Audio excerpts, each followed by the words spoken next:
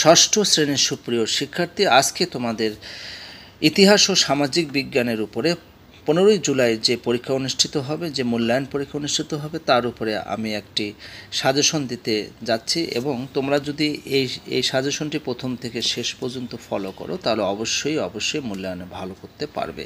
তাহলে আমরা দেখে নিচ্ছি যে আমাদের আসলে কত পৃষ্ঠা পর্যন্ত পড়তে হবে। তোমরা জানো তোমাদেরকে 1 থেকে 73 পৃষ্ঠা পর্যন্ত তোমাদেরকে পড়তে হবে। আমি নিচের দিকে স্ক্রল করছি। আগে আমরা দেখে নিই যে আমাদের জন্য কয়টি এক্সপেরিয়েন্স দেওয়া আছে।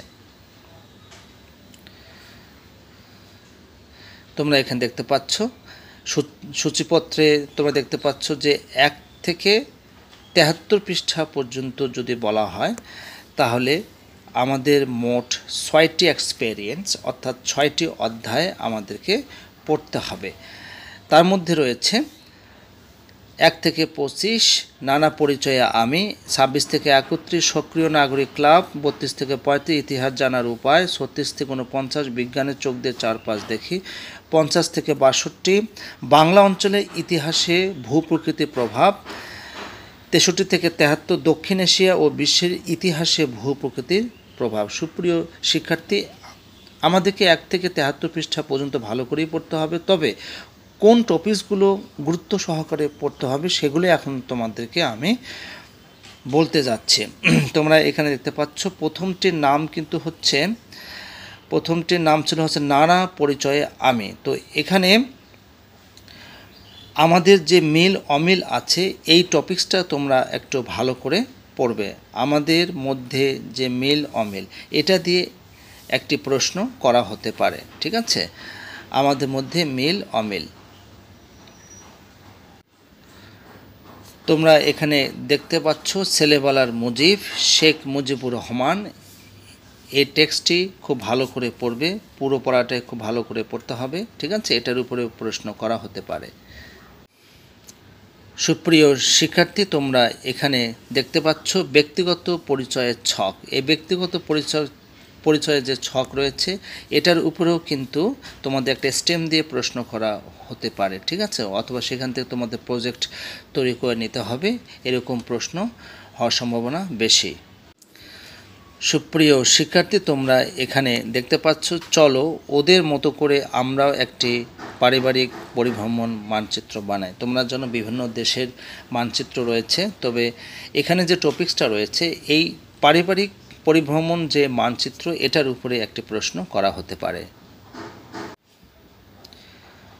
সুপ্রিয় শিক্ষার্থী, এখানে তোমরা দেখতে পাচ্ছ আমাদের পাড়া, মহল্লা এবং গ্রামের ইতিহাস খুঁজি। এই যে তোমরা এখানে যে বিষয়টি দেখতে পাচ্ছ এটার উপরে তোমাদের প্রজেক্ট করা হতে পারে। তো এটার উপরেই তোমাদের দলীয় কাজ থাকতে পারে। তো এই টপিকসটা খুব ভালো করে পড়বে। সুপ্রিয় শিক্ষার্থী, তারপরে তোমরা দেখতে পাচ্ছ চতুর্থ এক্সপেরিয়েন্স, বিজ্ঞানের চোখ দিয়ে চারপাশ দেখি। আমাদের বন্ধু নাসির ও আয়েশা, শুধু নামগুলো পরিবর্তন করে দেওয়া হতে পারে এবং এটার উপর তোমাদের একটা প্রজেক্ট থাকতে পারে। এবং এই যে এক্সপেরিয়েন্সটি, চতুর্থ যে অধ্যায়টি, এটাও খুব ভালো করে পড়বে। তাহলে এখানে ছবি নিয়ে আলোচনা আছে, এখানে যা কিছু আছে সব কিছুই তোমরা ভালো করে পড়বে, তাহলে তোমরা মূল্যায়নে ভালো করতে পারবে। সুপ্রিয় শিক্ষার্থী, এটি হচ্ছে আমাদের পঞ্চম এক্সপেরিয়েন্স, বাংলা অঞ্চলের ইতিহাসে ভূপ্রকৃতির প্রভাব। এটি খুবই গুরুত্বপূর্ণ।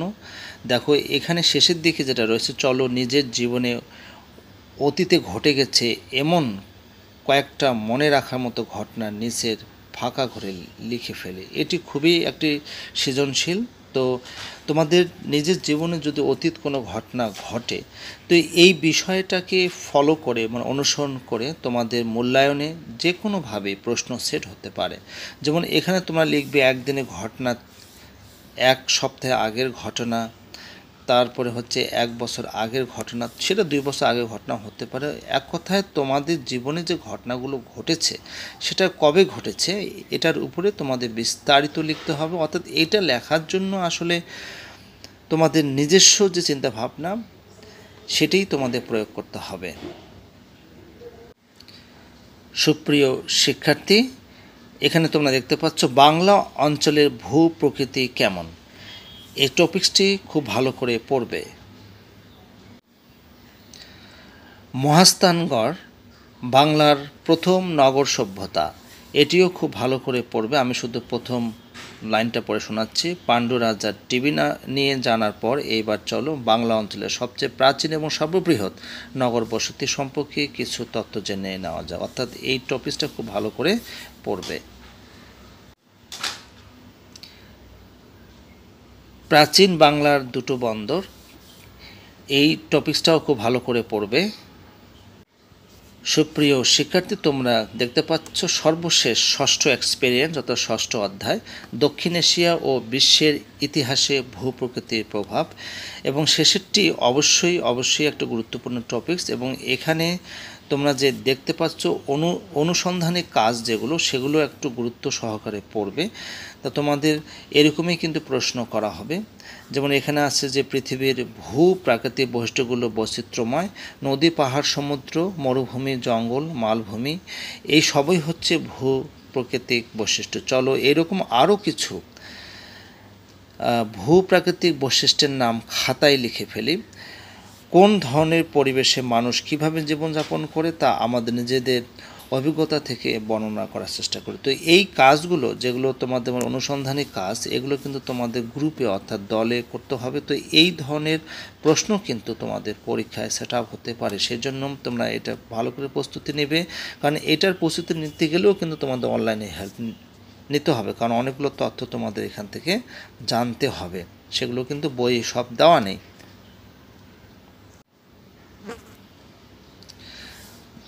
কৃষি বিপ্লব হচ্ছে মানব সভ্যতার প্রথম বিপ্লব, এই টপিকসটিও খুব গুরুত্বপূর্ণ। তারপর দ্বিতীয় বিপ্লবটা কী ছিল? নগর বিপ্লব, অর্থাৎ মানব সভ্যতার দ্বিতীয় বিপ্লব হচ্ছে নগর বিপ্লব। এই দুটো বিপ্লব খুব ভালো করে পড়বে এবং এই দুটো বিপ্লবের উপরে প্রচুর তথ্য আহরণ করবে।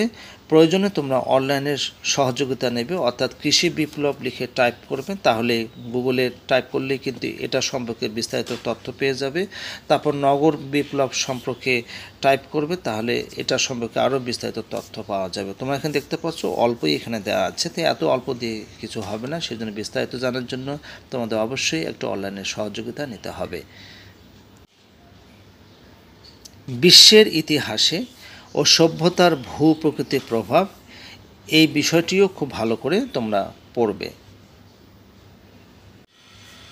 সুপ্রিয় শিক্ষার্থী, আসলে 1 থেকে 73 পৃষ্ঠা পর্যন্ত সম্পূর্ণ বইটি খুব ভালো করে পড়তে হবে। 1 থেকে 73 পৃষ্ঠা পর্যন্ত আমি শুধু যে আমার হাতে যে সাজেশনটি পেয়েছি এবং এটার প্রেক্ষাপটে যেগুলো ইম্পর্টেন্ট সেগুলো শুধু তোমাদের কাছে আমি হাইলাইট করেছি।